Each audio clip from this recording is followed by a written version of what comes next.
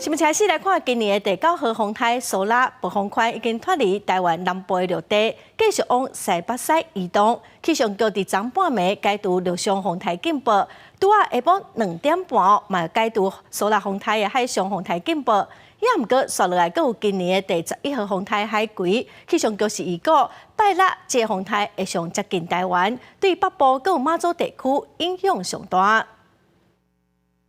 苏拉才拄走着过来一个风台，气象预报员表示，海葵风台未来阁会继续变强，但是按照气象局有过的路线，上紧伫明仔载透早就发布海上风台警报。我们预估未来它的移动的路径大致会以这样子的，有70%机会会以这样子的路径经过基隆北海岸、东半部沿海，包括绿岛、兰屿，甚至马祖海面也会有长浪情形，而且有可能会有2米以上的浪高。受到苏拉和海葵风台外围环流的影响，未来这几天的天气拢会真无稳定。今仔日恒春半岛、华东地区拢要注意落大雨的情形，到拜五全台也拢会落雨。随着台风渐渐离开，我们可以看到东半边或其他各地降雨是减缓喽，但是也可以注意到东北角的雨渐渐的开始在下。至于明天，受到2个台风的外围环流影响，天气是很不稳定的。星期五、星期六受到外围环流影响，各地都会有短暂阵雨。气象局提醒，受到震动作用的影响，今仔日桃园、新竹、苗栗、台中拢会有36度，